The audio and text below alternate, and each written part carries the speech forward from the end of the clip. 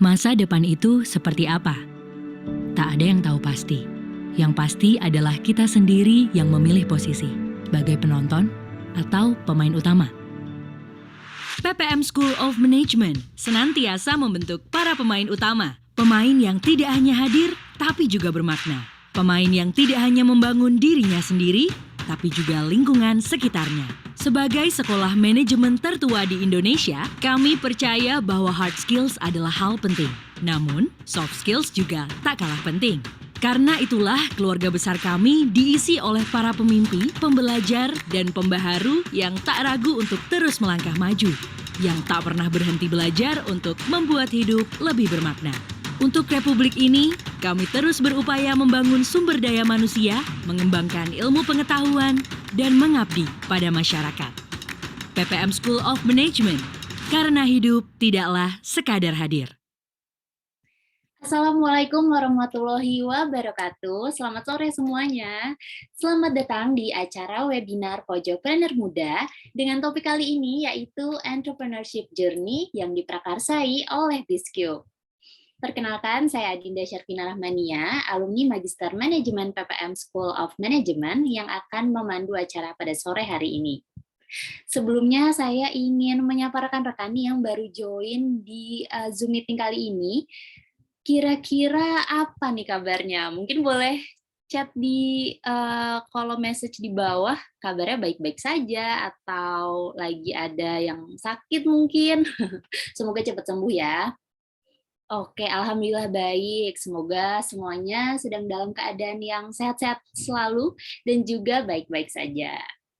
Oke, saya juga mau mengucapkan selamat datang kepada Ibu Nina Ivana Satmaka selaku Manajer Pusat Inovasi, Inkubasi, dan Pengembangan Usaha. Kepada narasumber sore hari ini, Mas Mufarahman, selamat datang.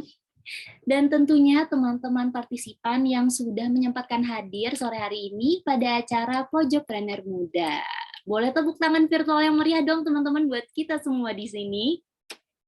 Oke, terima kasih. Baik, jadi rekan-rekan di sini mungkin ada yang baru pertama kali gabung di acara webinar Pojokpreneur Muda nih. Dan ada juga mungkin yang udah pernah ikutan di episode sebelumnya. Nah, karena tak kenal maka kata sayang, jadi saya mau menjelaskan sedikit tentang Pojokpreneur Muda. Oke, jadi Pojokpreneur Muda itu apa sih?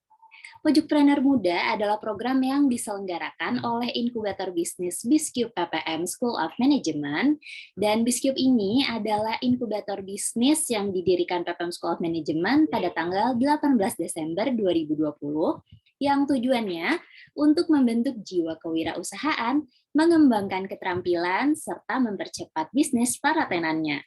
Dan alhamdulillah Pojokpreneur Muda ini sudah rutin diadakan dan acara hari ini adalah rangkaian acara yang ke-11. Wah, sudah banyak ya ternyata rangkaian acaranya.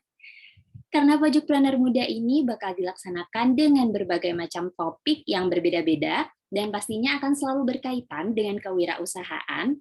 Jadi buat rekan-rekan pebisnis ataupun calon pebisnis nih di sini, jangan lupa untuk pantengin terus info webinar Pojokpreneur Muda dengan memfollow Instagramnya di @ppmschool dan juga @biscube agar nggak ketinggalan pembahasan topik-topik seputar kewirausahaan lainnya yang pastinya selain seru, tetapi juga bakal insightful banget nih buat rekan-rekan semua di sini.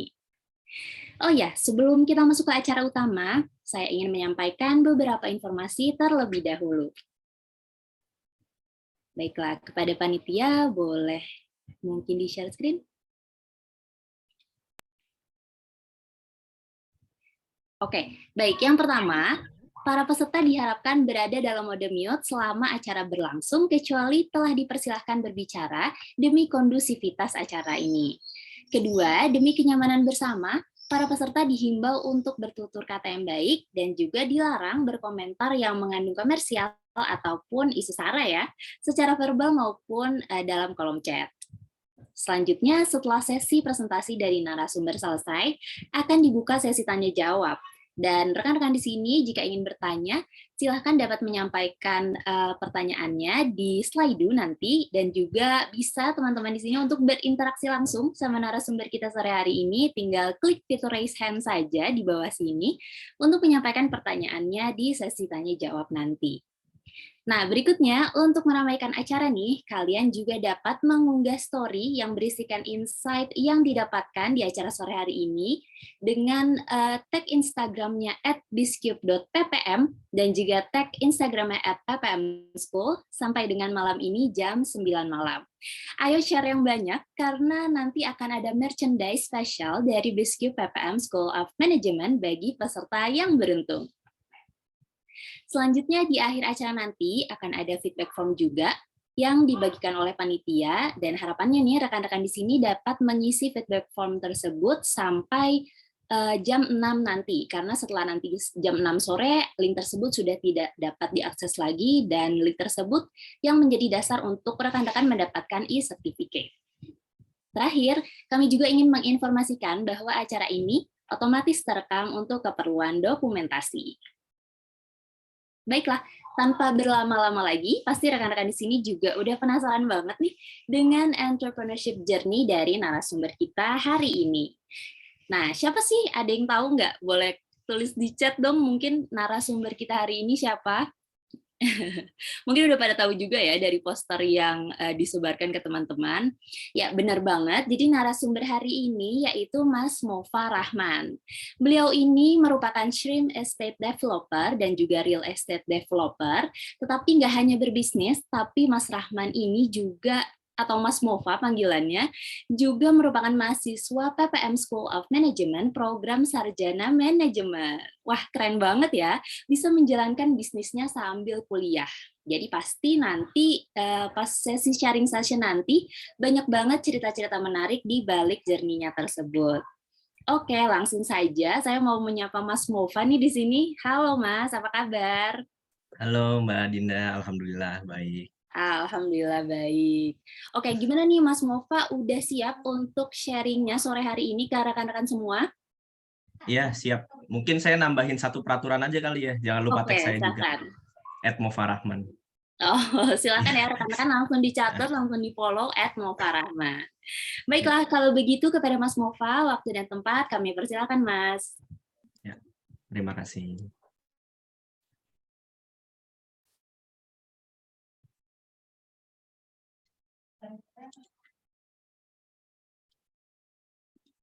Oke, baik. Assalamualaikum warahmatullahi wabarakatuh. Teman-teman sekalian, terima kasih banyak sudah meluangkan waktu untuk datang ingin nyimak entrepreneurship journey dari saya. Saya jujur aja saking bangganya sampai nervous nih karena ada 123 orang yang pengen nyimak saya. Saya merasa terhormat, saya merasa bangga kalian mau nyimak saya. Terima kasih banyak. Jadi perkenalan dulu, awalnya nama lengkap saya sebenarnya Muhammad Faidur Rahman, biasa dipanggil Mova. Saya tambahin Rahman karena mata saya sipit ya sebenarnya, jadi saya tambahin Rahman gitu. Saya juga lahirnya Jakarta 7 Agustus 2001, saya shareholders PT Gria Daru Madani, PT-nya berdiri tahun 2018, saya juga co-founder PT Mambo Sejahtera Bersama. Ini saya waktu lagi sharing di FEB UI 2018, bahkan waktu itu PT-nya masih belum ada. Kok bisa saya bisa sharing kayak gini? Nanti saya jelasin ke teman-teman next. Ya. Oke, saya tuh udah mulai jualan ya semenjak 6 tahun. Jadi dulu dari kecil, bahkan dari TK saya juga udah jualan. Saya jualan stiker, saya jualan keripik, saya jualan es lilin, saya jual keripik pedas, saya jual keripik pisang. Jadi emang dari awal, dari kecil saya sudah dididik oleh orang tua saya untuk jualan. Nah, saya ini sebenarnya homeschooling, saya ini nggak sekolah, tapi saya sekolah alam, jadi saya nggak ngambil kurikulum pemerintah. Saya sekolah alam dulu di SD Istiqlal, dari TK sampai SD kelas 2, tapi saya memilih keluar. Kenapa keluar? Karena saya ingat banget, waktu saya jualan stiker, ada guru yang mengatakan bahwa, "Mova, kamu ngapain jualan di sini? Ini sekolah, bukan pasar. Sekolah itu tempatnya belajar, bukan tempatnya jualan." Terus saya mikir, aneh banget nih sekolah. Ya udah, akhirnya saya keluar aja. Akhirnya saya keluar dari Istiqlal, saya masuk ke Teknonatura di Depok. Di situ saya baru mulai jualan waktu itu es lilin kelas 3 SD. Terus saya kelas 5 SD karena waktu itu seingat saya tahun 2010 lagi rame-ramenya keripik pedas Maicih. Kalau teman-teman mungkin ingat, lagi rame banget di Bandung. Terus saya beli kiloan 50.000 harganya saya ingat.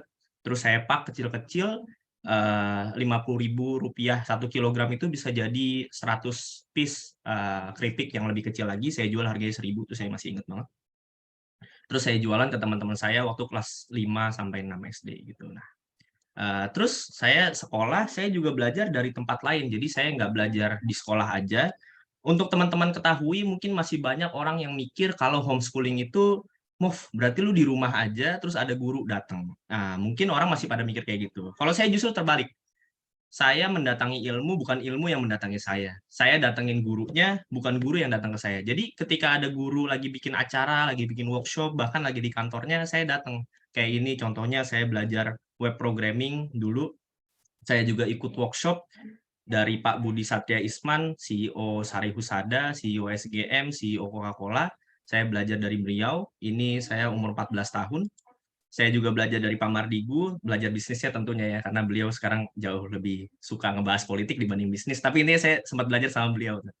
Nah, terus saya juga belajar sama Pak Budiman Go, Direktur Marketingnya Garuda Food, sekarang Presiden Aruna.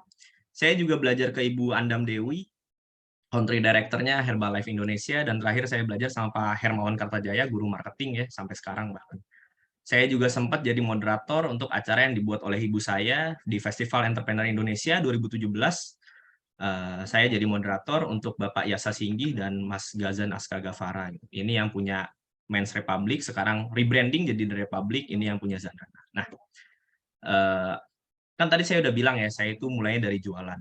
Saya tuh mulai fokus jualan itu sebenarnya umur 15 tahun, 2016. Saya jualan ini, keripik pisang Zanana. Mungkin teman-teman ada yang tahu. Saya awalnya mulai jualan seperti ini dalam waktu 4 tahun lah saya berhasil jual 4.000 piece, sudah supply ke 11 outlet. Ini saya jualan, kayak gini saya ngangkat-ngangkat kardus sendiri ya. Ini juga pengalaman saya yang, journey saya yang paling buruk sebenarnya. Jadi, tiap ada acara yang dibikin oleh ibu saya, atau teman-teman ibu saya, atau relasi-relasi dari saya, itu saya selalu datengin untuk jualan. Jadi ketika ada acara apa, walaupun nggak ada bazarnya, saya langsung chat orangnya. Saya tanya, boleh jualan nggak? Boleh jualan nggak? Jadi saya selalu mendatangi orang banyak, saya selalu mendatangi crowd.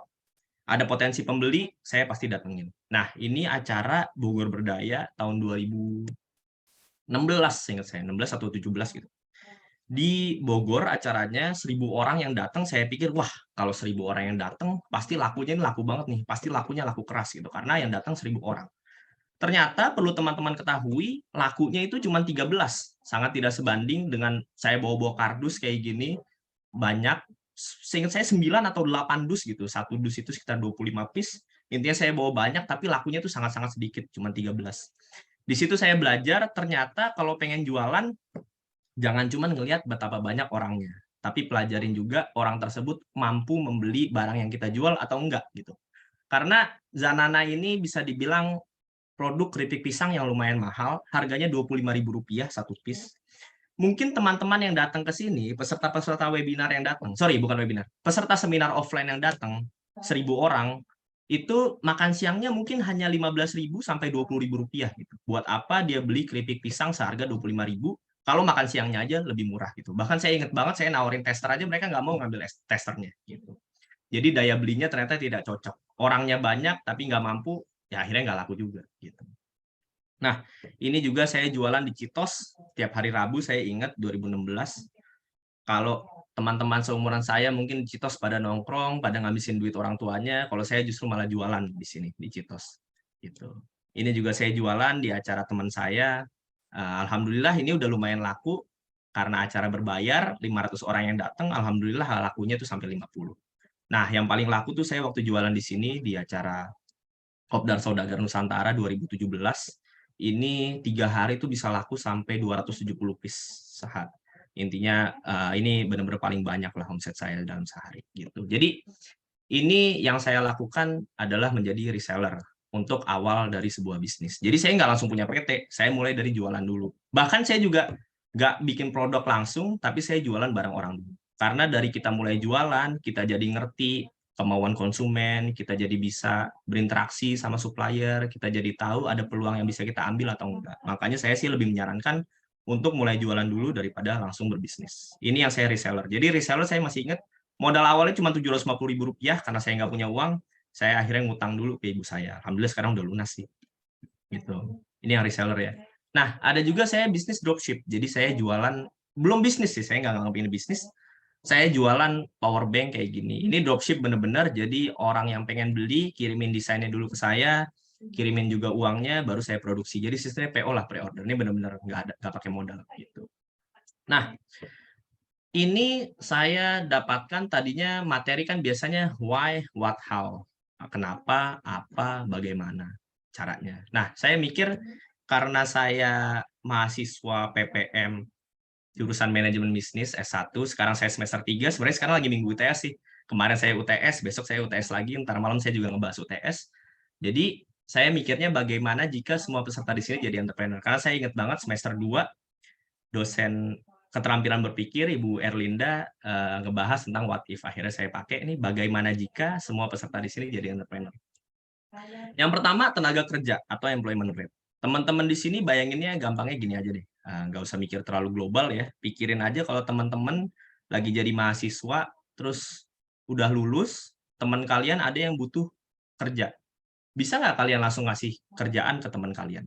Menurut saya itu nggak mungkin. Kenapa? Karena kalian aja baru lulus. Mana mungkin bisa ngasih kerjaan. Tapi kalau kalian jadi pedagang, atau bahkan kalian jadi entrepreneur, kalian bisa ngasih lapangan pekerjaan ke orang-orang yang memang membutuhkan, tapi yang qualified. Jadi dengan adanya entrepreneur, tenaga kerja itu jadi lebih banyak yang diserap. Gitu. Even satu orang jadi kasir, atau cuma jadi ngangkat-ngangkat kardus, itu kan juga udah sebuah pekerjaan gitu loh, dibanding pengangguran. Gitu. Nah, ini juga dunia butuh inovasi, teman-teman di sini mungkin ada yang nonton pakai HP, ada yang nonton pakai laptop. Semua di dunia ini yang ada, yang kita pakai, itu semua dari inovasi yang dilakukan oleh entrepreneur. Kalau nggak ada entrepreneur, mungkin kita nggak bisa punya lampu nih, saya pakai lightning kan, pasti ada Thomas Alva Edison yang awalnya bikin lampu. Gitu. Jadi intinya dunia butuh inovasi. Terus juga ini, pendapatan nasional. Saya belajar dari Pak Hendrato Supangkat, dosen ekonomi, semester 2, saya belajar pendapatan nasional, saya jadi ngerti rumus PDB itu sebenarnya apa. Intinya, kalau semakin banyak entrepreneur, semakin banyak tenaga kerja yang diserap, income-nya bakal semakin gede, jadi kita sebagai negara jadi jauh lebih berdaulat. Gitu. Ini juga sumber daya alam Indonesia. Kita sebagai warga negara Indonesia, kalau kita tidak memanfaatkan sumber daya alam yang ada, maka negara lain yang akan mengeksploitasi sumber daya alam kita. Kalau kita bangsa Indonesia kan mikirnya, wah ini gimana caranya biar bermanfaat, tanpa menghancurkan lingkungan, jadi lebih sustain, kita bisa memanfaatkan. Tapi mungkin negara lain mikirnya, oh ini negara berkembang, eksploitasi aja. Nah, masa iya kita biarkan mereka untuk mengeksploitasi sumber daya alam Indonesia? Saya pikir itu sangat disayangkan. Jadi lebih baik kita yang memanfaatkan dibanding dieksploitasi oleh negara lain. Nah, ini juga lebih bermanfaat bagi banyak orang. Alhamdulillah saya Islam. Ada hadis yang mengatakan bahwa orang yang paling mulia itu adalah orang yang bermanfaat bagi banyak orang lain.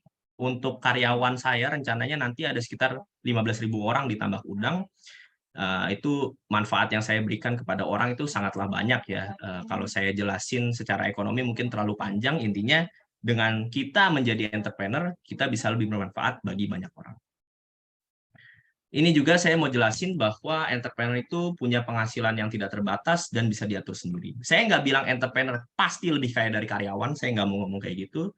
Tapi saya bilang entrepreneur punya fleksibilitas untuk mengatur pendapatan dan pengeluarannya. Kayak contohnya, kalau misalnya saya tadi dagang keripik, kalau saya pengen pendapatan saya lebih besar, berarti kan saya harus jualan lebih banyak.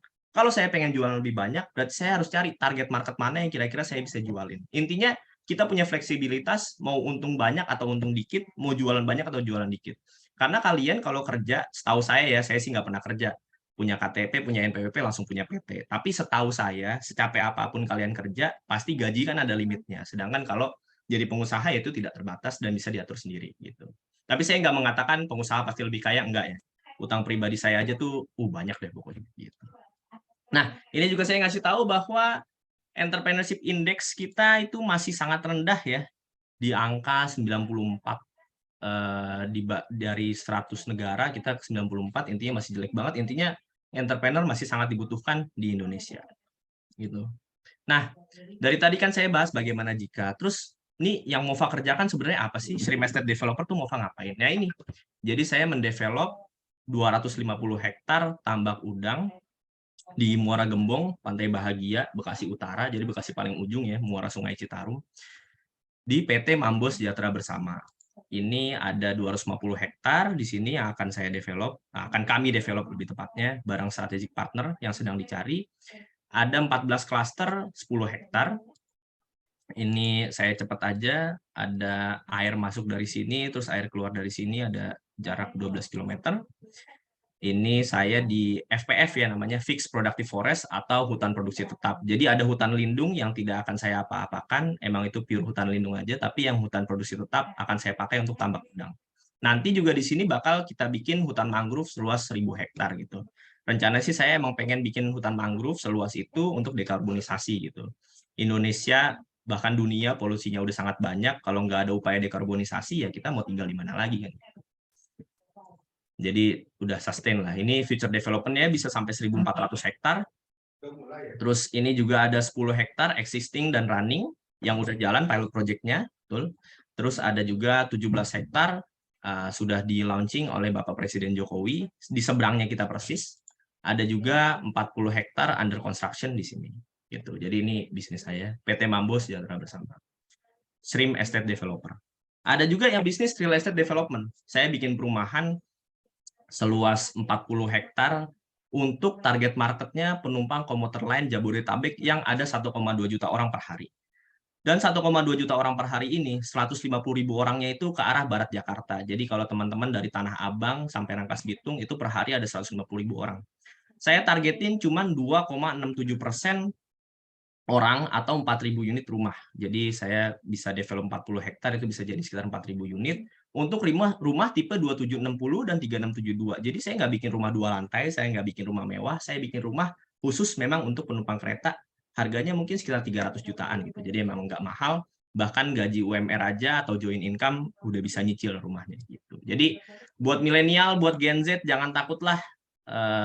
Menteri Keuangan kita bilang nggak bisa punya rumah. Ya mungkin kalian nggak bisa punya rumah mewah, tapi kalian bisa punya rumah cuma 55 menit dari stasiun Kebayoran, kayak gini 2 kamar. Gitu. Nah, ini saya mau ngasih tahu aja, kalau misalnya dari Bekasi, dari Cikarang menuju Cikini, Menteng itu naik kereta ya, ini naik kereta butuh 1 jam 7 menit. Dari Tebet ke Bogor itu butuh 1 jam 8 menit, dari stasiun Tebet ke stasiun Bogor. Nah, tapi kalau misalnya dari Daru ke Kebayoran, stasiun Daru, di mana ini lokasi proyek saya, ke stasiun Kebayoran itu hanya 55 menit. Jadi lebih cepat waktu tempuhnya dibanding dari Tebet ke Bogor dan dari Cikarang ke Cikini. Ini yang ngomong Google ya, bukan saya. Jadi saya nggak bohong, karena bohong itu melariskan dagangan tapi menghilangkan keberkahan. Hadis Nabi juga. Gitu. Nah, ini saya mau kasih tahu sebuah analogi dalam bisnis. Teman-teman bisa lihat ya di sini, ini kolam renang Olympic Pool Jakarta Aquatic Center di GBK. Teman-teman bisa lihat ini panjangnya 100 meter, lebarnya 50 meter, dalamnya 3 meter. Coba saya mau tanya deh. Bisa nggak kira-kira teman-teman menang Olimpiade, dapat medali emas, kalau kalian cuma bisa baca buku doang, cara belajar berenang? Kira-kira mungkin nggak kalian menang? Coba tulis di chat. Atau mungkin Mbak MC-nya bisa jawab juga gitu. Coba, saya mau tanya.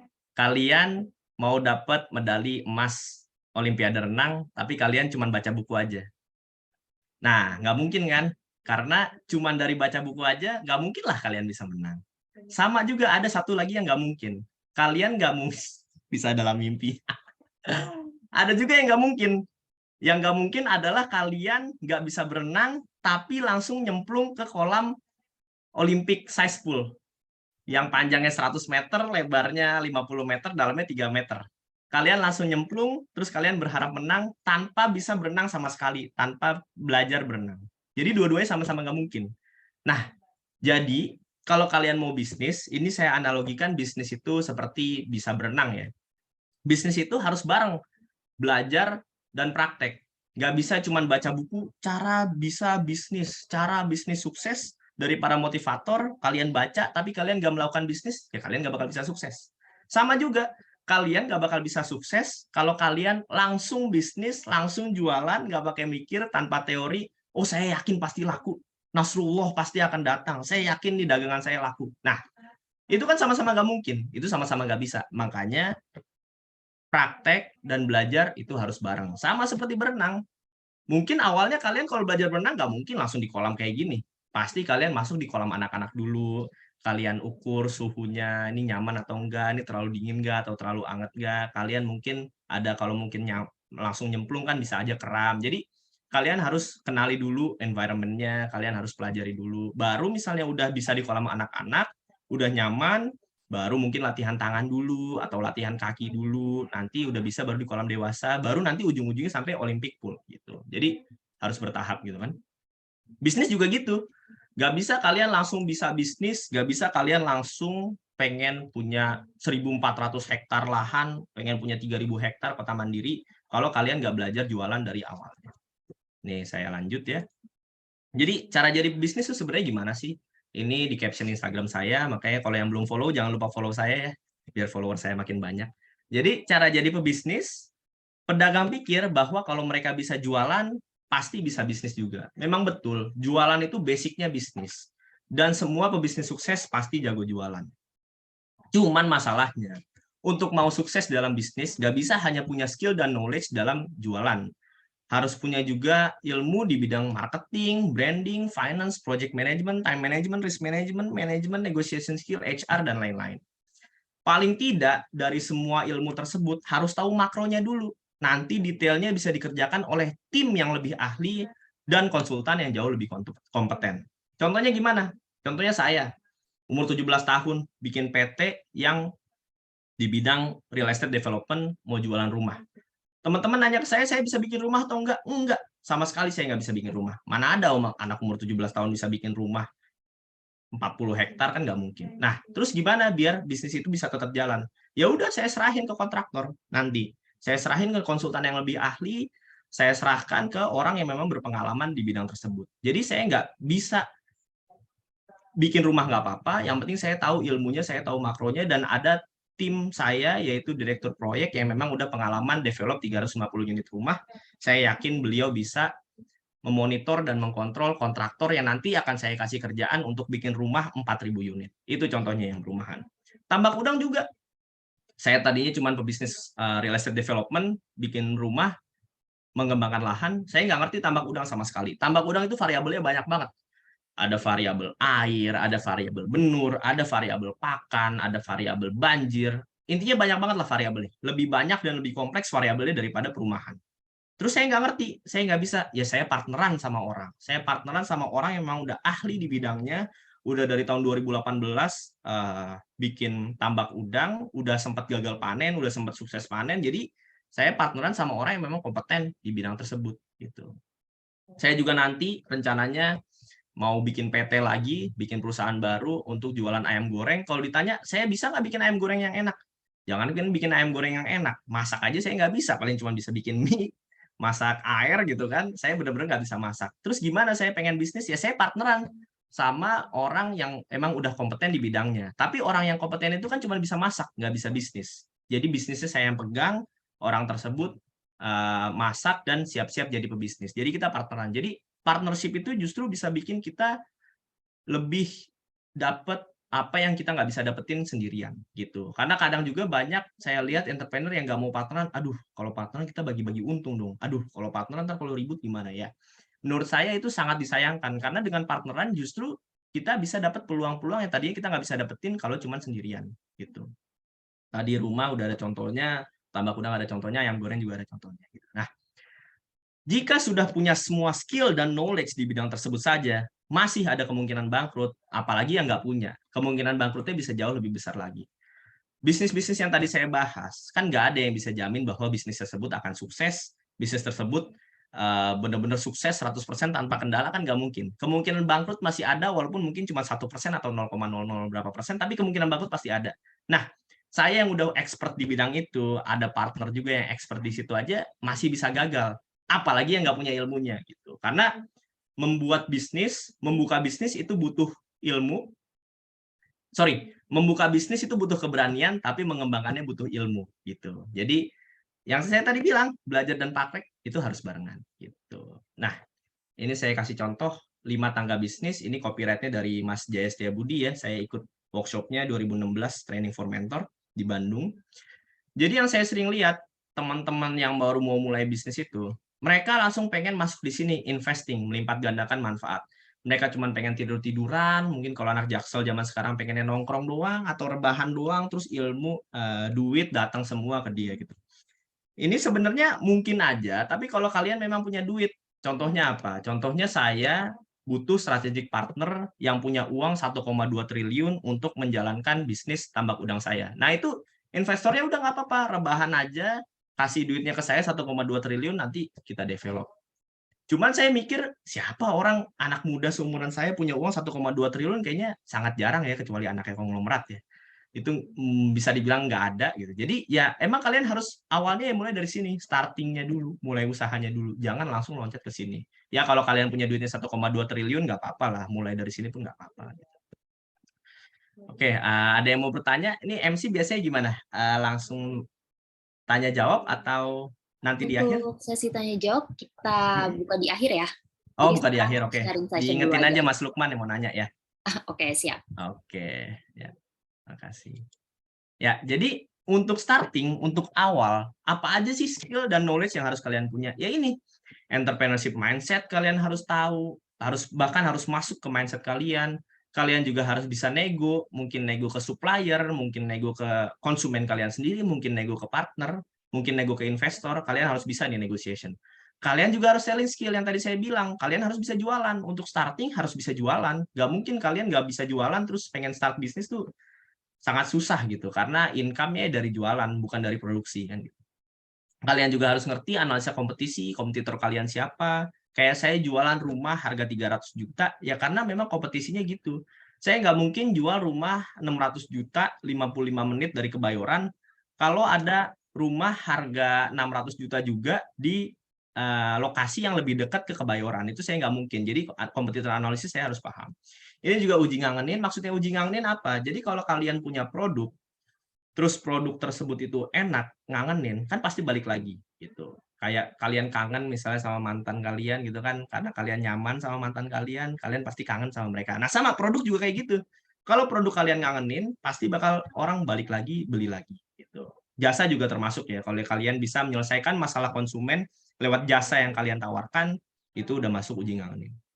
Ada juga packaging for UKM, ya kalian harus bisa packaging yang bikin orang pengen beli, merek dagang juga kalian harus paham. Jangan sampai kalian udah jualan, tapi perizinannya nggak diurus, merek dagangnya nggak ada, tiba-tiba diambil, kalian nggak bisa ngapa-ngapain. Itu jangan sampai kejadian.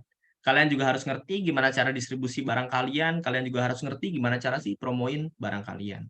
Kalian harus tahu strategi harga yang tadi saya bilang, saya nggak mungkin jual rumah harga 600 juta, saya jualnya rumah tipe 2760, 3672 harga 300 jutaan aja karena memang harga yang fit untuk marketnya penumpang kereta gaji 4-8 juta yaitu harga 300 jutaan. Gitu. Kalian harus juga paham viral marketing ini bisa dicari di YouTube ya. Kalian juga bisa, nah ini menata keuangan ini banyak sekali teman-teman pengusaha yang bahkan omsetnya udah puluhan juta, ratusan juta tapi nggak ngerti accounting finance. Ini sangat berbahaya. Saya kasih analogi lagi ya. Analoginya gini deh, kalian ibaratkan sebuah pohon. Pohon itu kan yang berbuah itu kan, yang menghasilkan itu kan buahnya. Kalian berbuahnya udah banyak nih, buah kalian banyak, tapi batang kalian nggak kuat, akar kalian nggak kuat. Justru yang menghancurkan diri kalian sendiri adalah buah yang banyak itu. Jadi kalian harus kuatin dulu pondasinya, kuatin dulu akarnya, nanti ketika buahnya itu banyak, siap dipetik, fondasi kalian udah kuat gitu. Banyak orang yang saya pengen omset 1 miliar per bulan, saya pengen omset 1 triliun per tahun, tapi fondasinya nggak kuat. Begitu beneran dikasih rezeki, omset 1 triliun, terus tiba-tiba hancur, jatuh, itu kan akhirnya jadi masalah gitu. Justru duit yang datang malah menghancurkan, bukan malah mengembangkan gitu. Jadi menata keuangan ini penting banget. Sama juga badan hukum perizinan, harus kalian urus ya, jangan sampai udah jalan, udah ngebut, tiba-tiba bermasalah di badan hukum perizinan, akhirnya kolaps gitu. Nah, sekarang kita masuk ke entrepreneurship mindset. Di sini ada entrepreneurship itu sebenarnya apa sih? Ini sebenarnya opportunity ditambah risk ditambah network. Ini source-nya dari Marcus, Pak Hermawan Kartajaya, Sial Analysis 2020. Jadi entrepreneurship value atau mindset itu apa? Ini opportunity seeker. Saya jelasin kenapa saya bisa punya PT Mambo Sejahtera Bersama. Ini bisa dibilang sangat salah kebetulan. Kebetulannya gimana? Waktu itu masih pandemi, orang masih belum banyak yang berani keluar rumah, 2021 akhir saya masih ingat, sorry, 2021 awal waktu vaksin pun belum ditemukan. Ibu saya ngajak, ayo mau datang ke acara workshop bisnis, di mana itu banyak teman-teman ibu saya, tapi saya sebenarnya nggak pengen. Terus saya bilang, ya udah Bun, aku pengennya di mobil aja, aku setirin aja, aku nggak pengen turun gitu, bahaya. Banyak orang di dalam ruangan tertutup, vaksin belum ada waktu itu ya, cuma benar-benar masker doang gitu. Terus saya mikir, waduh, ini kayak kalau cuma di mobil doang, saya jadi supir, bosen. Akhirnya saya turun, saya masuk dalam workshop tersebut. Tiba-tiba pas banget di workshop tersebut ada orang yang pengen bikin kota mandiri. Saya awalnya skeptis. Saya mikir waktu itu kan 2021, saya udah 3 tahun ngejalanin real estate development. Ini saya bebasin tanah 10 hektar aja, tantangannya banyak banget. Ada orang mau bikin kota mandiri. Ini orang kok bisa gitu, kok kepikiran gitu bikin kota mandiri. Saya awalnya skeptis. Terus orang tersebut ngajak saya dan rombongannya, yang teman-teman workshop bisnis tersebut, untuk datang ke tambak udangnya di Muara Gembong. Saya pikir, aduh ini jauh banget lagi, 3 jam dari Jakarta gitu kan, benar-benar jauh banget, tapi ya siapa tahu peluang, saya datang aja. Begitu saya datang, ternyata sangat potensial, panennya itu 3,5 ton per 4 bulan. 3,5 ton itu value-nya kalau dikali 75.000 sekitar 250 juta. 250 juta kali 30 kolam. Jadi sekali panen itu tambak udang tuh sampai 7,5 miliar. Itu kan peluang yang sangat sangat besar ya, di mana belum banyak konglomerat yang melakukan bisnis kayak gitu. Karena ini bisnis yang masih sangat growing. Saya mikirnya, wah ini sangat potensial untuk dijadikan partner bisnis. Ya udah, akhirnya saya sama ibu saya partneran sama petambak udang ini gitu loh. Jadi saya melihat opportunity yang ada. Tadi juga saya udah jelasin di awal, saya pernah jadi pembicara di FEB UI. Padahal saya cuma lulusan paket C, cuma pedagang keripik, PT-nya bahkan belum ada. Itu kok bisa saya bisa gitu. Jadi gini ceritanya, tetangga sebelah saya persis, sebelah rumah, itu nanya ke saya, Mov, lu kan punya banyak kenalan pengusaha. Ada nggak juri atau pembicara yang bisa ngisi di acara gua? Terus saya nggak pakai mikir siapa-siapa, saya langsung ngomong gua. Jadi saya langsung menawarkan diri saya sendiri sebagai pembicara. Terus dia mikir-mikir, dia nanya ke timnya, akhirnya, oh iya kayaknya boleh juga deh, Mov. Gue minta CV lu deh. Ya udah langsung, saya bikin CV-nya, saya bikin materinya, tentunya bareng ayah saya. Akhirnya saya bisa tuh jadi pembicara di UI gitu loh.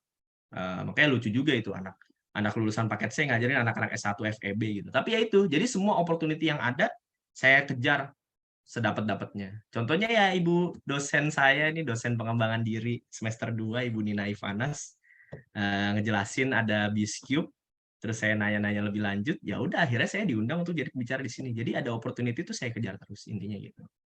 Nah, terus ini risk taker. Banyak orang yang masih belum berani ngambil resiko. Menurut saya resiko itu wajib diambil asal resikonya terkalkulasi. Alhamdulillah saya udah diploma di project management, jadi saya bisa jelasin tentang resiko. Resiko itu ada 4 caranya untuk menghadapi resiko. Yang pertama itu bisa di-avoid. Kayak contohnya teman-teman, kalau kalian lagi nyetir motor atau nyetir mobil, ada lubang di jalanan, kalian tinggal hindari aja. Itu resiko yang bisa di-avoid. Itu namanya avoiding the risk. Yang kedua itu namanya transferring the risk. Jadi kalian transfer resiko yang kemungkinan ada. Tadi saya udah jelasin dikit, direktur proyek saya udah develop 350 unit rumah, jadi beliau bisa sebenarnya bikin rumah, mengkonstruksi rumah itu sebenarnya bisa banget, sangat gampang. Tapi saya bakal lebih menunjuk ke kontraktor, lewat proses tender tentunya. Kenapa? Karena ada resiko yang bisa ditransfer. Namanya proyek, variabelnya banyak, siapa tahu tiba-tiba ada masalah. Ketika konstruksi rumah dilakukan, yang salah itu kan kontraktornya, bukan direktur proyek saya. Jadi itu namanya saya mentransfer resiko yang ada. Yang ketiga itu, resiko itu bisa dimitigate. Contoh mitigasinya gimana? Tiap tahun, atau mungkin tiap 4 tahun sekali, ada namanya banjir rob di Pantai Bahagia, Bekasi Utara, Muara Gembong. Jadi banjir itu air lagi naik, terus masuk ke tambak-tambak kita. Nah, itu kan ada resiko ya, air masuk ke situ. Terus gimana caranya biar kita nggak mengalami kerugian kalau air masuk, terus udangnya ke bawah semua, tuh hasil panennya 7,5 miliar ke bawah semua. Gimana cara mitigate-nya? Ya udah dibikin aja tanggul. Tanggul tingginya 7 meter, habis itu ada tanggul tinggi 5 meter, ada tanggul tingginya 2 meter. Itu untuk memitigasi resiko yang ada. Dan terakhir, nomor 4, resiko cuma bisa diterima, ada juga resiko yang cuma bisa diterima. Contohnya perizinan. Perizinan perumahan di mungkin Indonesia itu sangatlah susah, sangatlah berbelit-belit, sangatlah serba tidak jelas. Yaitu resiko yang cuma bisa kita terima. Kita nggak bisa mitigasi apa-apa, kita nggak bisa transfer ke siapa-siapa, kita nggak bisa hindari karena perizinan harus dijalankan. Ya udah, akhirnya terpaksa kita terima gitu. Saya nggak bisa jelasin lebih dalam tentang perizinan karena ini direkam ya. Banyak juga yang dengerin, lumayan 159 orang. Jadi intinya perizinan itu bikin saya pusing gitu intinya. Nah itu risk taker kayak gitu. Jadi entrepreneur itu ngambil peluang, ngambil opportunity, ambil resiko yang terkalkulasi. Apakah resiko itu bisa dimitigasi, apakah resiko itu bisa di-avoid, atau resiko itu bisa ditransfer, apa jangan-jangan resikonya bisa diterima. Jadi taking calculated risk, ambil resiko yang sudah diperhitungkan. Gitu. Terakhir, network kolaborator. Banyak sekali saya lihat teman-teman, apalagi teman-teman seumuran saya, kerjaannya mungkin cuma nongkrong-nongkrong doang, kerjaannya cuma dia networknya banyak, kenal teman di mana-mana, tapi tidak menghasilkan sesuatu. Yang tadi saya jelasin, ada orang nawarin saya, sebenarnya bukan nawarin partnership bahkan, dia cuma kenal di Instagram, dia minta bisnisnya untuk direview. Terus saya pikir, wah ini sayang banget kalau cuma direview. Gimana kalau kita partneran aja? Saya mikir kayak gitu. Jadi saya mikir daripada cuma kenal doang, cuma temenan doang, sayang banget. Kenapa nggak dikolaborasikan? Jadi ini kombinasi dari opportunity seeker, risk taker, dan network kolaborator. Network yang kita punya harus kita pikirin gimana cara dikolaborasikan. Kayak contohnya saya kenal sama Ibu Nina, kalau misalnya saya nggak ngapa-ngapain, cuma kenal doang tuh kok kayaknya sayang banget ya. Mendingan saya partnership sama beliau ya di webinar ini gitu contohnya. Itu network kolaborator, risk taker, opportunity seeker. Gitu. Ya. Nah, kita lanjut. Yang tadi saya jelasin, nggak mungkin kita berenang tanpa belajar berenang, nggak mungkin juga kita berenang langsung nyemplung, cuman baca buku doang, belajar berenang tapi nggak action. Nah ini saya jelasin gimana caranya kalian jadi pebisnis tapi tanpa resiko yang besar. Nah ini sistem reseller. Jadi intinya kalian sebagai reseller beli dulu barang di supplier, dari supplier itu kalian dapat barangnya baru kalian jual lagi. Kayak tadi contohnya saya keripik pisang Zanana itu saya beli 750.000 ke supplier saya dari Bandung, terus saya baru jual ke teman-teman saya. Ini namanya reseller. Mungkin bisa dianggap kolam orang dewasa kali ya, karena ada kemungkinan resiko barangnya nggak kejual yang sudah saya beli. Ada juga yang benar-benar tanpa resiko. Apa itu yang tanpa resiko? Ini yang saya jualan power bank. Power bank itu saya benar-benar tanpa modal, jadi ada pesan barang plus transfer, dia kirim desainnya ke saya, terus saya baru kirim ke supplier desainnya dan uangnya, yang tentu saya ada selisih di situ, di mana saya dapat untung, dari supplier baru kirim ke pemesan. Jadi ini, saran saya kalau pengen awal bisnis, jangan bisnis dulu. Saya sangat tidak menyarankan untuk bisnis, tapi saya sarankan untuk mulai jualan. Entah mau dari reseller dulu, entah mau dropshipper, terserah kalian. Kalau kalian pikir, gue dropship aja deh, resikonya nggak ada. Ya udah nggak apa-apa, silahkan. Kalian coba aja. Mungkin jadi reseller resikonya nggak ada, tapi kalian tidak terpacu. Kalau kalian jadi dropshipper, resikonya nggak ada, tapi kalian nggak terpacu untuk dijual barang harus cepat nih. Gimana barang nggak cuma di kalian doang. Ini jadi dropshipper. Atau kalian mau coba, gue coba jadi reseller.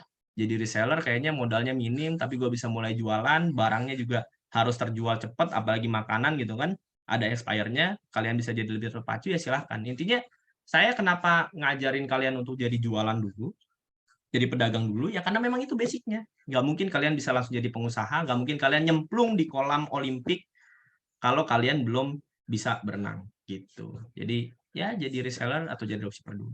Banyak juga teman-teman saya prihatin tapi nggak tahu gimana cara ngasih taunya, bikin bisnis yang menurut saya return-nya itu nggak seberapa, lebih banyak loss-nya. Apa itu? Bikin kafe. Bikin kafe itu sebenarnya nggak menguntungkan amat. Kalau di lokasinya yang nggak strategis, nggak ada diferensiasinya, biasa aja, mungkin rasa kopinya standar gitu, tapi keren gitu. Nah, bisnis itu sebenarnya nggak harus keren, jualan itu sebenarnya nggak harus keren. Bisnis dan jualan itu harus menguntungkan, bukan harus keren. Mungkin kalau kalian dari jualan kalian kayak misalnya keripik pisang, mungkin orang lihatnya, oh Mova cuma pedagang keripik. Iya benar, saya memang cuma pedagang keripik pada saat itu, karena itu persiapan untuk saya menjadi pengusaha. Nggak keren dalam jualan tuh nggak apa-apa, yang penting misalnya kita jualannya banyak, dapat untung, untungnya itu kita bisa beli barang yang menurut kita itu keren, atau mungkin misalnya kita jalan-jalan ke Bali, banyak lah contohnya. Ada partner saya yang dari Lumajang, Dia jualan tahu, modalnya cuma 300 perak, dijualnya bisa 800 sampai 1000. Itu bisnis jualan tahu kan sebenarnya nggak keren-keren amat, bahkan biasa aja, bahkan cuma pedagang tahu, pedagang gorengan tuh biasa aja. Tapi menguntungkan. Saya lebih seneng lihat orang yang dagangnya nggak keren, tapi menguntungkan daripada yang bisnisnya keren kayak buka kafe tapi sebenarnya nggak menguntungkan gitu. Jadi intinya gitu ya, bisnis harus untung nggak harus keren gitu. Nah ini mungkin saya jelasin dikit aja. Kalau zaman dulu mau jualan, proses marketing itu harus dari aware dulu, masuk ke attitude, act again, jadi udah beli, habis itu beli lagi. Nah, kalau zaman sekarang udah beda. Ini saya ngambil dari Mark Plus, Jakarta Marketing Week, mini MBA.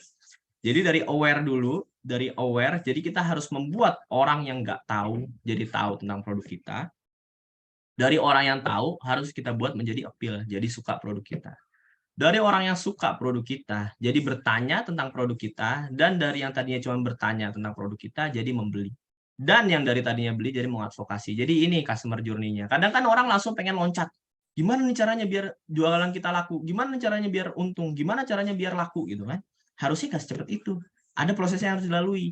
Dari nggak tahu, dari tahu jadi suka, dari suka jadi nanya, dan dari nanya jadi beli. Dan dari beli jadi advokasi. Ini cepat aja sih. Nah, ini saya ada rekomendasi 7 buku untuk teman-teman, sengaja memang nggak ada animasinya, biar kalian langsung kelihatan semua. Ini kalian mau beli yang mana duluan silahkan, tapi saya sangat menyarankan untuk beli awalnya untuk self-development ini 7 Habits of Highly Effective Teen atau Highly Effective People. Saya dipaksa baca buku ini dulu umur 13 tahun sama ayah saya, 2014. Ya, alhamdulillah saya bisa jadi manusia efektif sekarang. Jadi ini silahkan di screenshot. Ini buku rekomendasi dari saya. Nah, sekarang saya mau masuk ke analogi lagi nih. Ini sebenarnya penjelasan kenapa saya kuliah. Gitu. Karena dulu jujur aja ini, mohon maaf ya kalau ada dosen-dosen yang dengar, mohon maaf, ini saya 4 tahun yang lalu, saya yang sekarang begini. Jadi 4 tahun lalu, saya tuh mikirnya gini, kuliah ngapain sih? Emang ilmu nggak ada di luar ya? Emang ilmu cuma dari kuliah aja. Tadinya tuh saya mikir kayak gitu. Karena sebenarnya background-nya juga ada. Contohnya gini, saya waktu itu belajar web programming. Web programming itu yang saya tahu, teman-teman web programming itu kan coding, IT bisa bikin web minimal 4 tahun ya, atau 3,5 tahun lah. Saya bisa bikin web cuma dalam waktu sebulan. Jadi saya mikir, kuliah nggak penting-penting amat lah. Dulu ya nih. Ini saya mau klarifikasi juga nih sekalian. Nah, karena dulu saya itu cuman bisa, gini. Bisnis itu adalah kendaraan untuk menuju keberkahan, kesejahteraan, kekayaan. Dulu yang saya jalankan itu cuma sepeda. Jadi sepeda ini kan ya tinggal di kayu, terus nggak ada speedometernya, nggak ada apa-apanya, nggak ada indikator apa-apa, sangat sederhana lah. Nah, saya dagang itu saya nganggap tuh kayak gini. Dagang itu saya nganggap saya tuh kayak naik sepeda aja, nggak perlu ada indikator. Tapi begitu udah ada motor, motor itu kan speedometernya udah ada indikator bensin, udah ada indikator sen, dan lain-lain. Jadi indikatornya lebih banyak di dalam dashboard. Ini bisa dilihat dashboard sepeda nggak ada apa-apanya, dashboard di motor udah mulai ada speedometernya. Lanjut lagi, ini mobil Innova tahun 2011, diesel 2500 cc, udah ada RPM-nya, udah juga ada speedometernya tetap ada, terus ada suhunya. Jadi makin ke sana, makin cepat transportasinya, makin advance, makin banyak indikatornya, makin banyak dashboard-nya. Terakhir, ya pesawat. Pesawat ini saya nggak bisa nyetir pesawat ya, saya juga bukan pilot, tapi ada teman-teman mahasiswa PPM saya yang pilot, terus belajar S1 manajemen lagi. Nah, ini yang tadi saya jelasin. Dulu saya mikirnya karena saya masih sepeda, saya itu nggak butuh kuliah, saya nggak butuh ilmu yang terlalu ribet, karena saya cuma pedagang. Tapi saya sadar untuk bisnis perumahan mungkin udah levelnya udah mobil, udah ada RPM-nya, udah ada speedometernya, udah ada suhunya. Karena variabelnya juga lumayan banyak. Tapi ada variabel yang lebih rumit lagi, yaitu tambak udang. Tambak udang tuh variabelnya sangat rumit. Seperti mengendarai pesawat gitu. Saya nggak ngerti, saya nggak bisa jelasin karena saya bukan pilot, tapi intinya variabel itu sangat-sangat rumit lah. Jadi saya sadar, saya ini udah bukan mengendarai sepeda, saya juga bukan mengendarai motor, bahkan saya udah nggak nyetir mobil, saya ini udah nyetir pesawat. Jadi saya butuh ilmu yang lebih advance lagi. Akhirnya saya memilih kuliah. Tadinya juga saya nggak kepikiran S1 bahkan. Saya kepikirannya langsung S2 di SBM ITB, tapi ternyata itu nggak mungkin ya karena S1 dulu. Ya udah akhirnya saya pilih S1 di PPM School of Management gitu. Ini ya analoginya jadi kayak gini. sepeda, motor, mobil, pesawat. Nah, mungkin teman-teman mikir ya, ini Mova gimana ceritanya sih, anak umur 21 tahun gitu kan, kok bisa udah punya bisnis kayak gini? Ini apa jangan-jangan privilege? Saya mau jelasin, iya, benar, saya dapat privilege dari orang tua saya. Kenapa saya bisa punya PT Giri Dharma Madani? Karena waktu itu 2018 setelah saya ulang tahun, saya bikin KTP, saya bikin NPWP, saya langsung bikin PT. Diajak sama ayah saya. Karena ayah saya itu kenal sama investor, dan investornya ini mau bikin PT bareng ayah saya, terus saya diajak, jadi saya jadi pemegang saham di situ. Tapi saya kan cuma lulusan paket C, saya juga cuma pedagang keripik, saya nggak punya apa-apa gitu. Tapi saya tahu ada jalannya gitu. Jalannya sudah dibuat oleh orang tua saya untuk saya menapaki, istilahnya menapaki tangga lah. Orang tua saya udah bikinin tangga buat saya, tapi kalau saya nggak bisa naik tangga tersebut, saya nggak tahu gimana cara naik tangganya, otomatis justru dengan adanya tangga tersebut, saya coba naik, saya malah jatuh, saya malah bisa bangkrut, saya malah bisa gagal. Terus gimana caranya saya belajar naik tangga? Nah, cara naik tangganya saya belajar dari sini. Jadi saya belajar Financial Accounting Fundamental di University of Virginia, Darden School of Business. Ini Profesor Juan Delin, saya ingat banget kata-kata beliau. Kata-kata beliau mengatakan bahwa bisnis itu bahasanya adalah keuangan. Kalau kalian nggak ngerti keuangan, berarti nggak ngerti bisnis. Dah gitu aja. Mungkin kalian jago jualan, mungkin kalian jago pemesaran, tapi kalau kalian nggak ngerti finance, kalian nggak ngerti bisnis. Karena bisnis bahasanya adalah finance. Bukan saya yang ngomong, ini Profesor Juan Delins yang ngomong. Nah, setelah saya belajar Financial Accounting Fundamental, saya perlu belajar yang lebih advance lagi. Ini bisa dilihat ya, April 30, 2020, saya dapat sertifikatnya. Tadinya sertifikat ini juga saya sebenarnya nggak mau ngambil-ngambil banget, karena saya nyari ilmu, bukan nyari gelar, tapi kata orang tua saya, kamu ambil aja sertifikatnya, biar bisa dipamerin di LinkedIn. Terus saya mikir, oh iya juga. Ya udah, akhirnya saya ambil. Dan ini ilmunya gratis. Jadi kalau kalian belajar di Coursera.org, itu ilmunya gratis, tapi kalau kalian pengen dapat sertifikat, ini bayar. Bayarnya juga murah banget, cuma $79.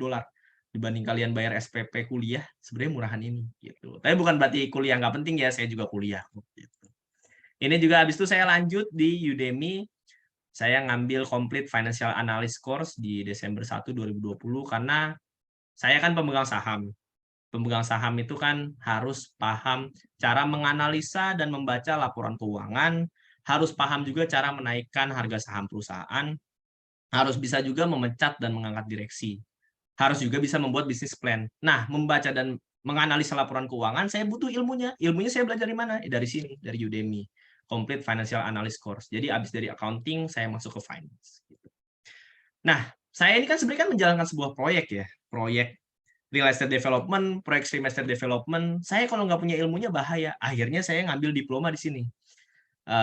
Project Management dari IBMI, International Business Management Institute dari Berlin, Germany. Ya tadi saya belajar risk management, change management, leadership and team development, basic of project management. Ya saya belajar dari sini. Jadi karena saya menjalankan sebuah proyek, saya butuh ilmu proyek gitu. Nah, ini saya lanjut ngambil Real Estate Financial Modeling Bootcamp karena saya bisnis itu kan nggak punya uang ya. Saya ini OPM, other people's money. Atau saya sering bercanda sama ayah saya bilang, ya kita ini moderat loh. Moderat tuh apa maksudnya? Modal dengkul dan urat. Kita benar-benar nggak punya apa-apaan, duit semua dari investor, kita cuma punya ide dan eksekutor. Jadi saya harus memahami investor ini, kan yang ditanya cuma 3, butuh duitnya berapa, butuh duitnya kapan, terus baliknya kapan, baliknya berapa, sorry, cuma 4. Itu 4 yang ditanyain sama investor. Nah, saya harus bisa menjawab itu, makanya saya belajar ini, Real Estate Financial Modeling Bootcamp. Gitu. Terus juga lanjut untuk bisnis yang tambak udang, karena ini lebih besar lagi butuh dananya, kalau perumahan itu butuh duitnya 90 miliar disiapin sama investor, yang tambak udang lebih besar lagi, 1,3 triliun. Saya harus memahami investor itu cara berpikirnya seperti apa. Ya udah, akhirnya saya ngambil private equity and venture capital dari Università Commercial Luigi Bocconi gitu. Saya ngambil di Milan, Italia. Coursera juga gitu. Jadi semua sertifikat, semua ilmu yang saya dapatkan dari sini ini untuk saya bisa naik tangga yang sudah disiapkan oleh orang tua saya sebagai privilege.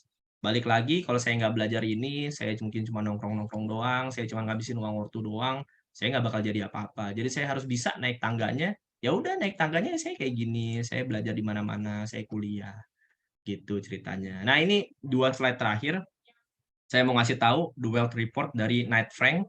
perusahaan udah 125 tahun dari London, menjelaskan tentang global perspective on prime property and investment. Jadi di sini dijelasin di wealth sizing model Indonesia, gini, saya jelasin dulu deh. Jadi HNWI itu apa sih? HNWI itu High Net Worth Individual, orang dengan kekayaan di atas $1 juta atau mungkin di kurs rupiah jadi 15 miliar.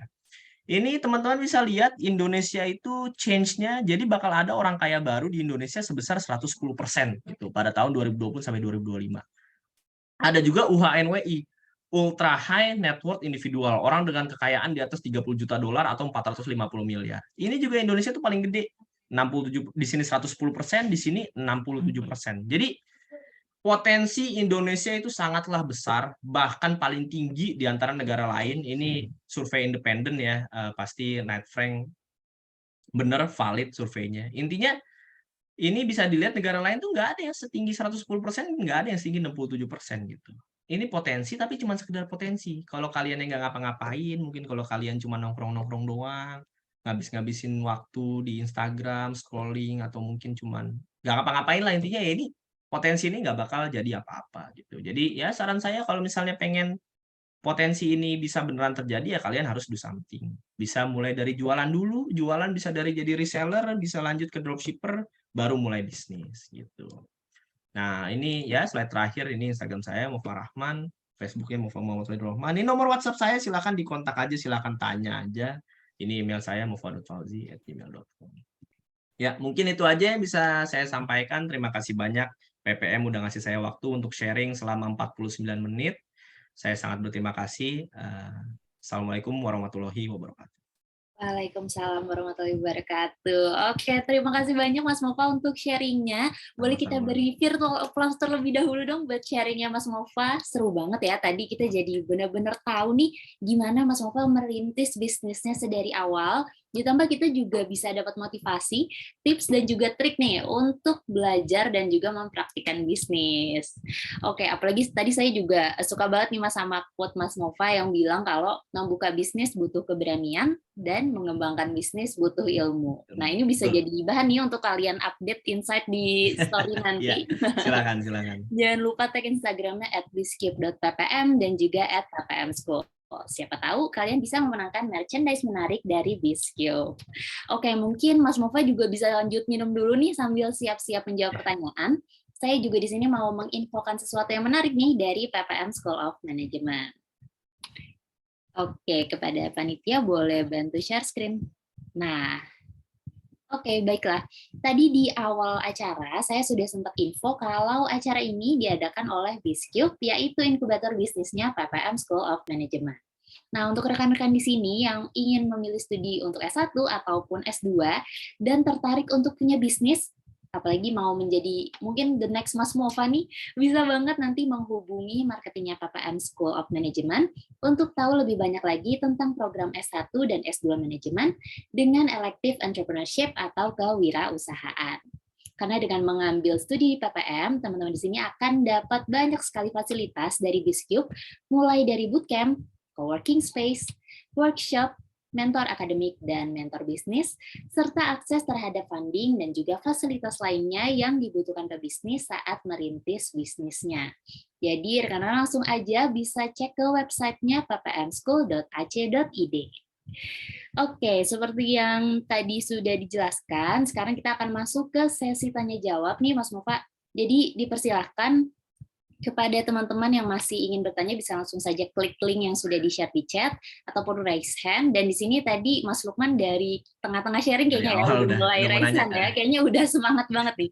Oke, kita langsung aja undang Mas Lukman untuk dapat menyampaikan pertanyaannya secara langsung ke Mas Mova. Silakan. Silakan Mas Lukman. Saya siap menjawab pertanyaan. Lukman, apakah masih ada di tempat?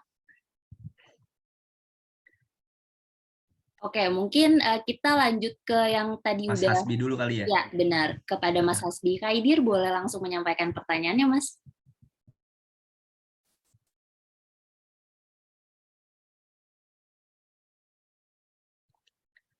Sama-sama away from Suaranya sepertinya belum terdengar ya. Iya.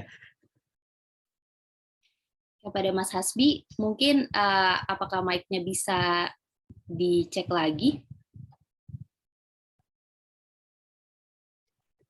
Oke, sambil menunggu mungkin ada kendala teknis, kita coba lihat di slide dulu. Kayaknya juga udah ada Boleh, beberapa boleh. teman-teman yang udah semangat banget nih mau bertanya.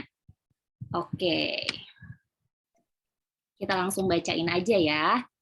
Pertanyaan pertama, baiknya kita mengurus legalitas saat apa ya, Mas? Apakah diukur dari sebesar apa bisnisnya atau bagaimana? Nah, mungkin di sini rekan-rekan juga penasaran nih terkait legalitas. Boleh Mas Nova mungkin sharing experience-nya nih.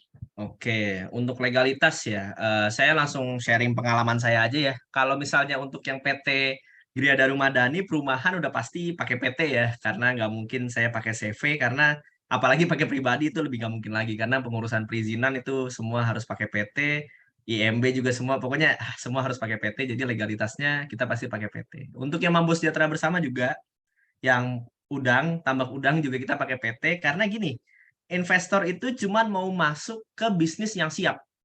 Saya diajarin, saya masih ingat juga nih bahkan materi S1 manajemen bisnis, pengantar manajemen bisnis, Pak dosennya saya lupa namanya, tapi penjelasan beliau ada 6 faktor produksi kan, ada land, labor, capital, entrepreneur, resources, sama land, labor, capital, aduh saya jadi lupa deh. Pokoknya land, labor, capital, entrepreneur, sama resources, ada 5 kan. Nah, 5 hal ini terkadang orang mau dapat investor langsung nyari capital. Padahal land-nya belum ada, labor-nya belum siap, entrepreneur-nya belum punya mindset, resources-nya juga nggak ada, tapi udah nyari capital. Nah, ini bahaya ini sebenarnya. Karena ketika duit masuk, yang tadi saya jelasin pohon, ketika udah berbuah banyak, tapi pondasinya nggak kuat, batangnya nggak kuat, dijamin hancur itu pohon. Justru gara-gara ada buahnya, bukan gara-gara nggak ada buahnya. Gara-gara buah itu justru hancur. Jadi kalian harus siap dulu untuk mau dapat investor, land-nya harus disiapin, labor-nya harus sudah ada, resources-nya kalian punya, entrepreneur-nya kalian udah harus siap gitu. Kalau kalian langsung pengen dapat investor tapi nggak punya 4 itu sih sangat berbahaya, dan saya jamin investor nggak bakal masuk gitu.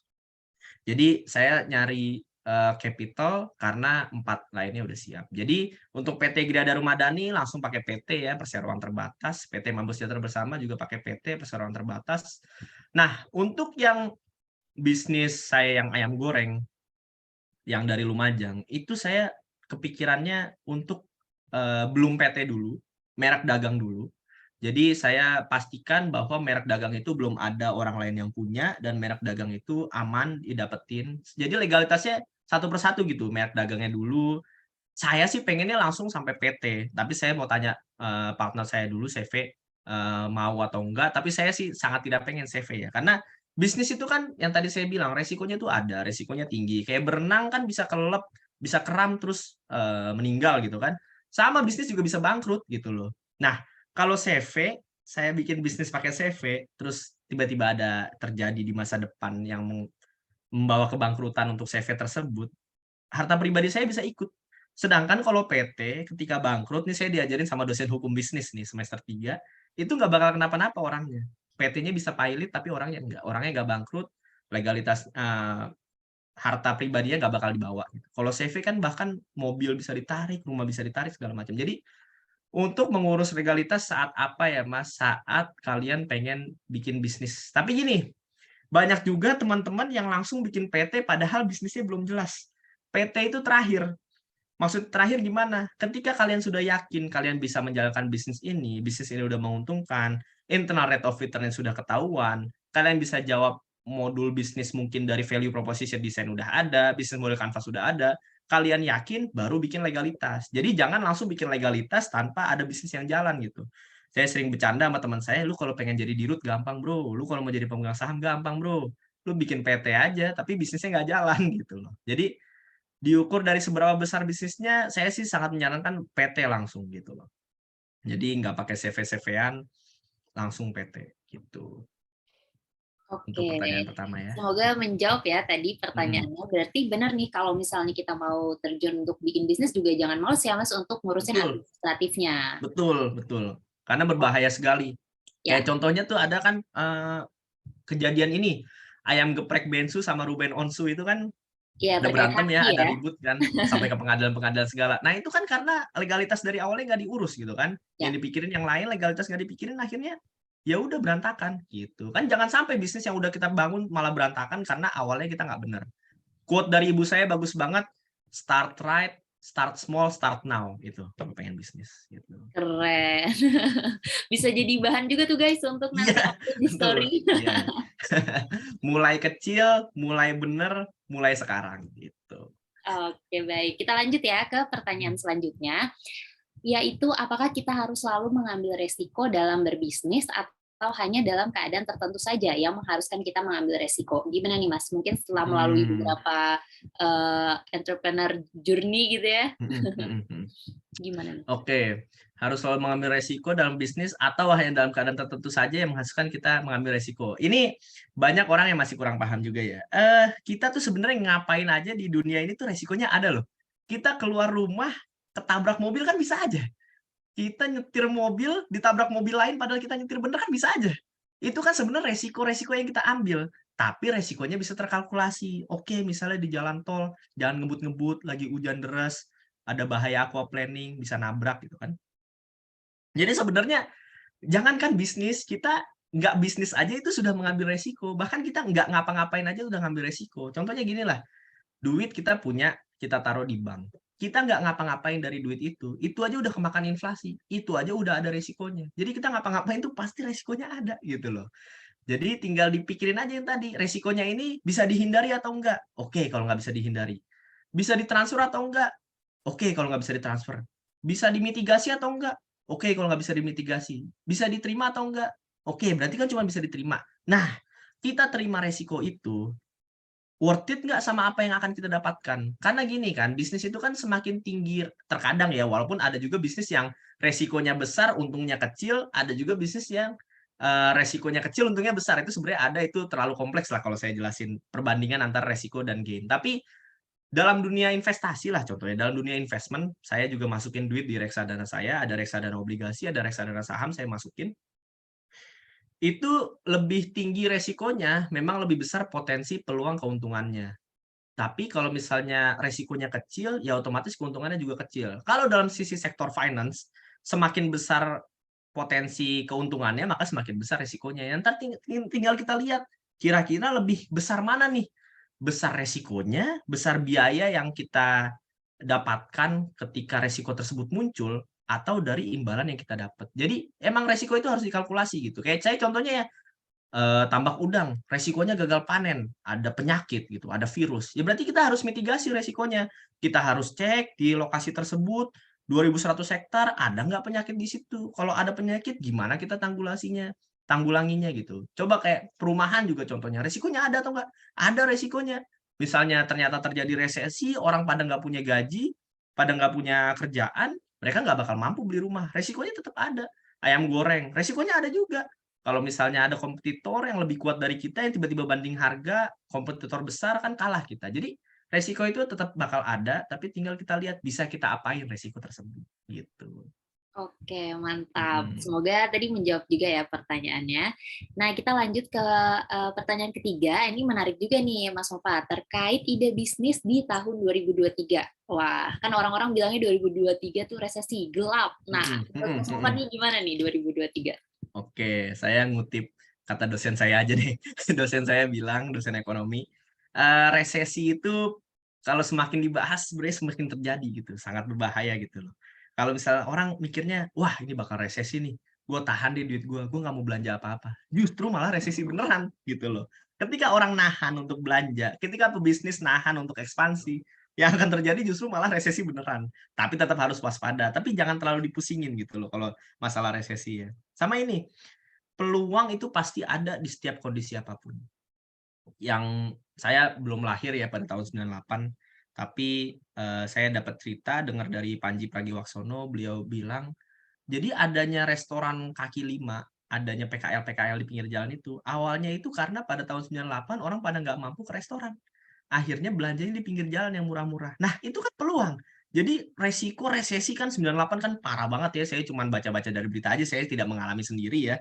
Itu separah itu aja masih ada peluang, apalagi sekarang gitu. Jadi peluang itu pasti Ada, tapi kalau ditanya bisnis apa yang paling baik di tahun 2023, jujur aja saya nggak bisa jawab gitu. Saya malah nggak berani jawab gitu, karena perubahannya tuh dinamis banget gitu. Saya ngomong kemarin A yang paling bagus, bisa aja hari ini saya bilang B yang paling bagus. Contohnya gini deh, tahun 2000-an, bisnis yang paling bagus apa? Wartel, ya kan? Karena nggak ada smartphone, karena nggak ada HP Nokia gitu kan, atau baru masuk gitu, wartel. Tapi habis itu kelar, karena orang pada pakai HP. 2010, bisnis yang paling bagus apa?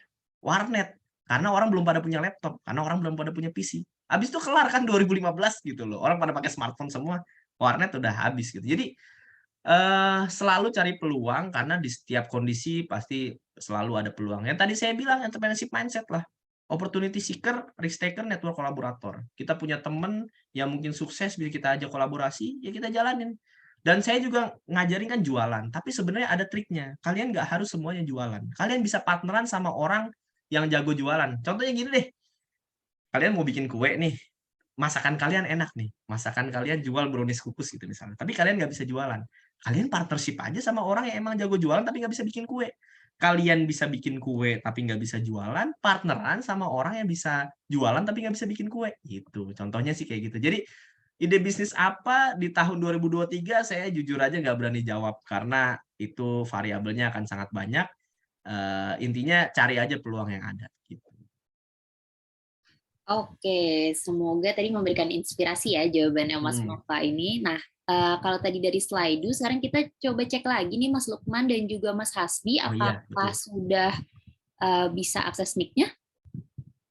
Yang tadi raise hand, Mas Lukman atau Mas Hasbi, kalau ingin bertanya bisa langsung aja menanyakan pertanyaannya ke Mas Nova ya. Masih belum aktif kayaknya. Ya, kayaknya masih belum aktif. Oke, kita lanjut aja ke slide lagi.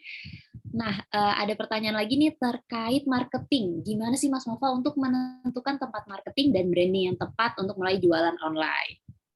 Oke, tempat marketing ya. Ini saya jujur aja kurang paham nih, maksudnya tempat gimana? Maksudnya pertanyaannya kan jualan online, tapi nanya tempat gitu. Kalau online kan bisa kerja di mana aja gitu kan, bisa dari mana aja. Tapi mungkin saya Mungkin coba channel jawab ya. marketingnya kali ya, lebih lewat Instagram atau TikTok atau Oh, FB, mungkin ya gitu mungkin kali ya ya, maksudnya. mungkin saya nggak tahu juga. Oke, gini.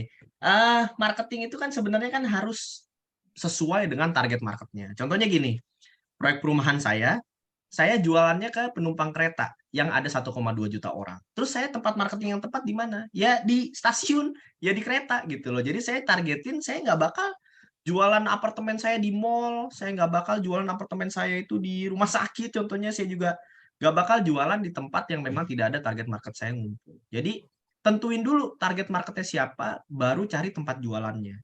Saya pengen jualan ke penumpang kereta, ya udah saya jualan di stasiun, ya udah saya jualannya di kereta. Saya nggak bakal jualan di pinggir jalan tol gitu loh.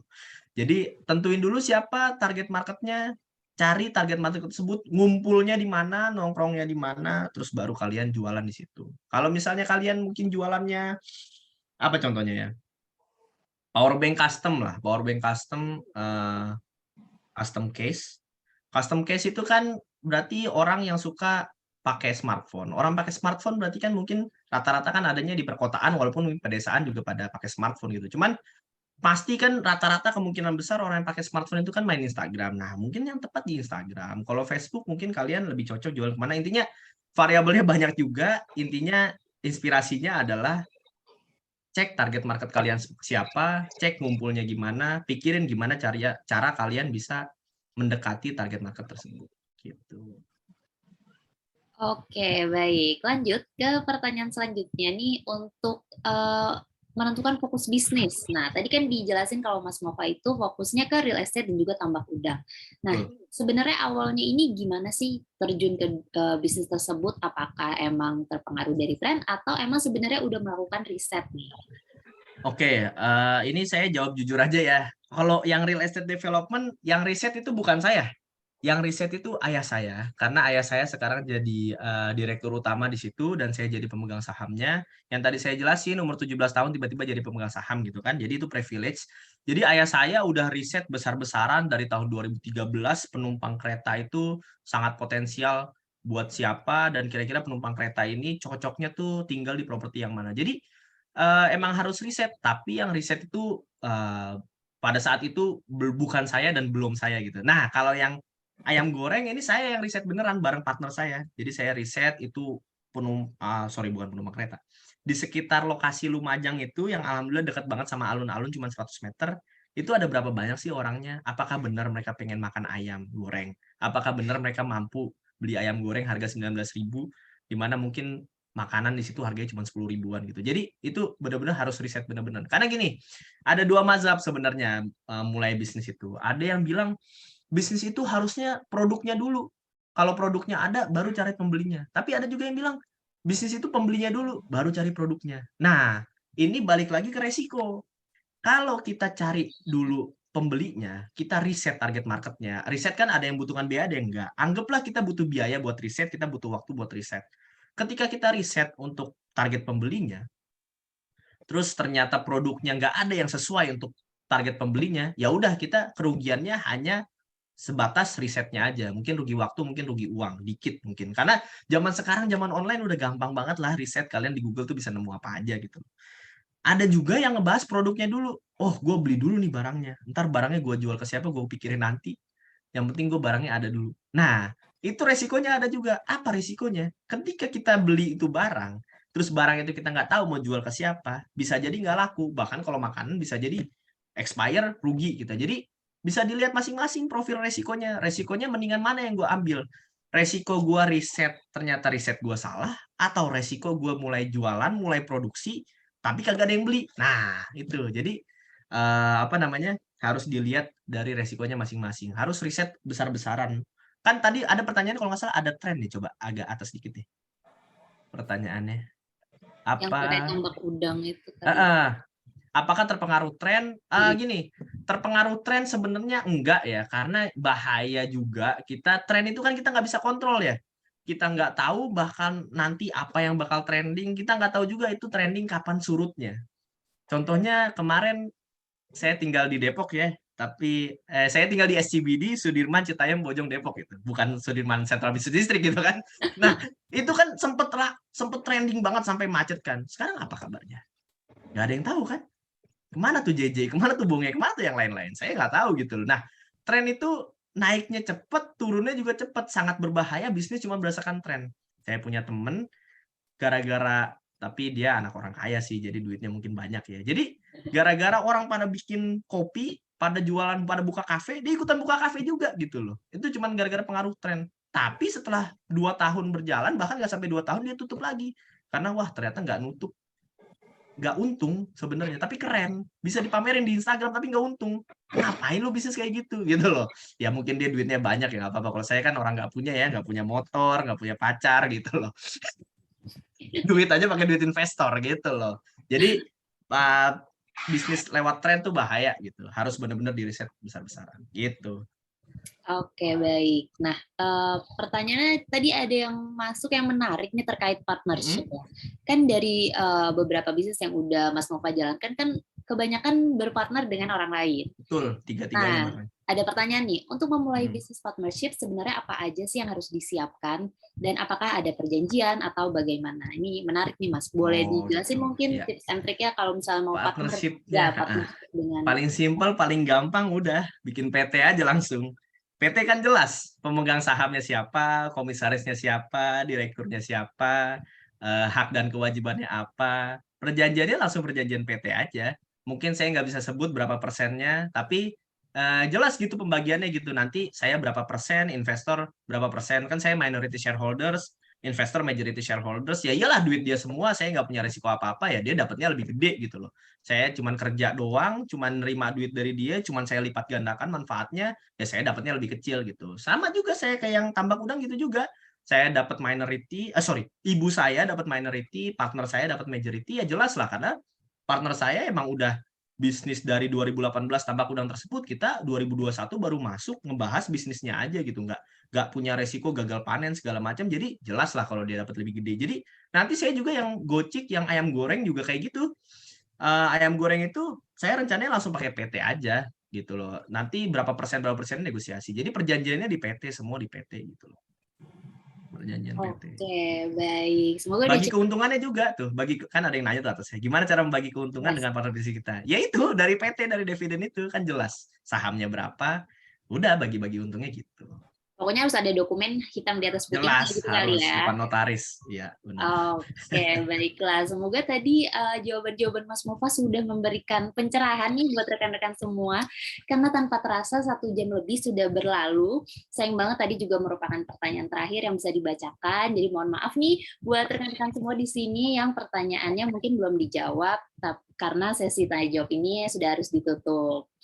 Oke, terima kasih banyak ya teman-teman sudah aktif memberikan pertanyaan, dan tentunya terima kasih banyak juga nih untuk Mas Mova yang sudah bersedia sharing dari awal sampai sore hari ini ya.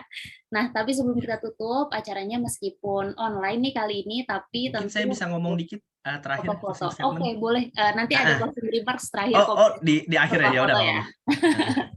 Oke, jadi sebelum teman-teman leave mungkin boleh on cam sedetik nih teman-teman untuk foto-foto dulu. Enggak dulu Karena deh. cukup ada beberapa banyak slide ya, jadi dimohon teman-teman untuk tetap tersenyum aja ke kamera, ikutin arahan saya, nanti akan dibantu panitia untuk dokumentasinya. Oke, langsung aja kita mungkin gaya formal dulu, gaya senyum. Oke, 1, 2, 3. Baiklah, gaya yang kedua mungkin boleh gaya bebas kali ya. Ada yang mau love atau jempol? Boleh. 1, 2, 3. Oke, baik. Semoga tadi semua teman-teman di sini juga sudah tercapture nih oleh panitia. Terima kasih juga buat teman-teman yang udah ikut foto bareng. Nah, nggak lupa nih, kita juga di sini mau mengingatkan kembali buat rekan-rekan untuk jangan lupa share insight dan keseruan sore hari ini ke Instagram Story rekan-rekan semua di sini. Dan jangan lupa untuk follow dan juga tag ke bizcube.tpm dan juga @tpmschool. Satu lagi, jangan lupa rekan-rekan juga untuk dapat mengisi feedback form lewat link berikut ini yang nanti akan segera di-share oleh panitia, di mana link ini hanya bisa diakses sampai pukul 6 sore hari ini aja. Jadi boleh banget yuk teman-teman, daripada lupa dientar-entar, silakan langsung aja diisi, karena form ini juga jadi syarat rekan-rekan semua untuk dapetin e-certificate. Baiklah, terakhir untuk teman-teman yang ingin update terus dengan info-info terbaru terutama tentang manajemen, bisnis, atau kewirausahaan, jangan lupa untuk follow Instagramnya dari PPM School of Management di @ppmschool, karena informasi pojok planner muda selanjutnya juga akan diupdate di sana. Nah, sebagai penutup nih, mungkin ada closing statement dari Mas Mova untuk teman-teman di sini. Nah, silakan nih Mas, tempatnya di sini. Oke, baik. Ya, jadi closing statement dari saya sih sebenarnya singkat aja ya. Untuk teman-teman tadi saya lihat banyak yang belum sempat saya jawab karena keterbatasan waktu. Ntar silakan pertanyaannya di WhatsApp saya langsung aja atau di DM langsung, silakan. Pasti saya jawab gitu. Tapi mungkin ngantri ya karena lumayan banyak juga yang tanya. Jadi silakan aja nanya, saya senang kok kalau ada yang nanya gitu. Closing statement dari saya, sebenarnya saya sharing ke kalian ini, saya tidak pengen kalian langsung jadi pebisnis, tuh saya sangat tidak menyarankan gitu. Makanya saya tekanin dari tadi, jadi reseller, jadi dropshipper, jadi reseller, jadi dropshipper. Karena berbahaya kalian langsung bisnis, resikonya tinggi, kalian juga mungkin nggak punya partner yang kompeten, karena pengen kelihatan keren di Instagram, langsung bikin cafe tuh, aduh, saya tuh sayang banget gitu sebenarnya tuh. Kerugiannya itu sangat besar gitu kan, tapi harus di Instagram kan kelihatan keren gitu kan. Saya juga punya Instagram, saya juga influencer sebenarnya, jadi saya tahu lah harus seperti apa di Instagram gitu. Nah, saya sarankan kalian kalau pengen jadi pebisnis, mulai dulu jadi reseller, mulai dulu jadi dropshipper. Nggak apa-apa, mungkin kalian nggak kelihatan keren, mungkin kalian kelihatan biasa aja, mungkin kalian cuma dicap pedagang doang, tapi ya kalian emang itu jalannya, emang itu awalnya dari situ. Gitu. Kalian kalau nggak bisa jual, sekalian kalau nggak bisa jualan, kalian bisa partnership juga sama orang yang udah jago jualan. Kalian punya kompetensi di bidang apa, partner kalian punya kompetensi di bidang apa, kalian sinergi gitu. Sama saya juga tadi kan ngejelasin tentang kolam renang ya, analoginya. Itu sebenarnya saya terinspirasi dari Bapak Menteri Pendidikan kita, Nadiem Makarim. Beliau jelasin di podcastnya Deddy Corbuzier, beliau bilang bahwa sekolah itu sebenarnya kayak kalian belajar di kolam renang. Di kolam renang kan jelas, panjangnya jelas 100 meter, lebarnya jelas 50 meter, dalamnya jelas 3 meter. Kalian tahu kanan mana, kiri mana. Tapi dunia nyata itu seperti samudra, yang kalian nggak tahu mana kanan, kalian nggak tahu mana kiri, kalian nggak tahu mana depan, kalian nggak tahu mana belakang, kedalamannya kalian nggak tahu, di situ ada ikan hiu kalian nggak tahu, di situ ada kapal tanker kalian nggak tahu ya. Jadi kalian harus benar-benar bersiap gitu. Kalau cuman dapat ilmu dari sekolah doang, itu nggak cukup kalian untuk menghadapi dunia samudra yang sangat luas ini gitu sih. Jadi saya terinspirasi dari situ. Kalian kalau kalian mulai dari jadi pedagang, jadi reseller itu saya udah senang banget gitu. Karena step by step nanti bisa jadi bisnis sukses, mungkin masuk dalam Forbes billionaire list, saya lebih bangga lagi sih kalau kalian gitu. Karena target saya sih itu sebenarnya. Saya udah nggak mau masuk Forbes 30 under 30, saya maunya masuk Forbes billionaire list aja.